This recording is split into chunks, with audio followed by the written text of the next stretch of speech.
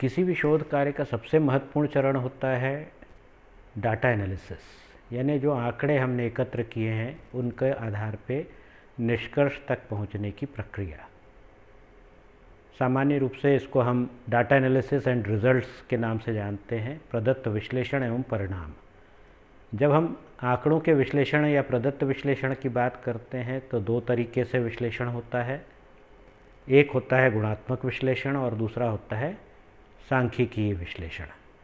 गुणात्मक विश्लेषण का सामान्य रूप से मतलब होता है कि जो भी जानकारियाँ एकत्र की गई हैं, चाहे वो साक्षात्कार के माध्यम से हो, प्रश्नावली के माध्यम से या और किसी माध्यम से एकत्र की गई जो जानकारियाँ हैं उनकी समीक्षा करके और उसके आधार पे एक सामान्यीकरण पर पहुंचने की जो प्रक्रिया है उसको हम गुणात्मक विश्लेषण कहते हैं।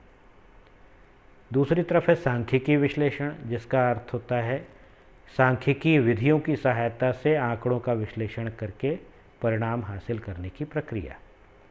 इसमें हम दो तरह से विश्लेषण की बात करते हैं सांख्यिकीय विश्लेषण में।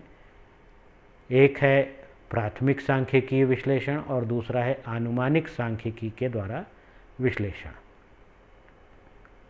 प्राथमिक सांख्यिकी का सरल सा मतलब है कि जब हम आंकड़ों की प्राथमिक व्याख्या करने के लिए उसमें मध्यमान, मानक विचलन या ग्राफ वगैरह बना के या उसमें इस तरह के प्रतिशत, अनुपात ये सब ज्ञात करके और फिर आंकड़ों का एक सामान्य निष्कर्ष में उपयोग करते हैं तो उसको हम प्राथमिक सांख्यिकी कहते हैं।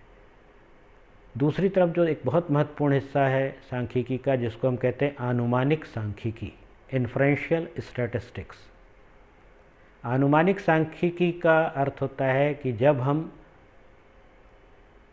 परिकल्पनाओं की पुष्टि करके और उसके आधार पर निष्कर्ष तक पहुंचने के लिए सांख्यिकी का उपयोग करते हैं।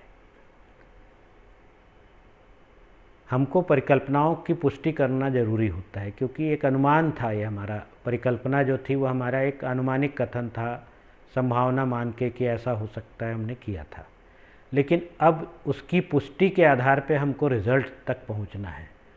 तो आनुमानिक सांख्यिकी में मूलतः ये किया जाता है कि ये मानते हुए कि हमने जितने लोगों का अध्ययन किया है वो एक सैंपल है, न्यायादर्श है, लेकिन उस न्यायादर्श के आधार पर यदि हमको पूरे पॉपुलेशन के बारे में निर्णय लेना हो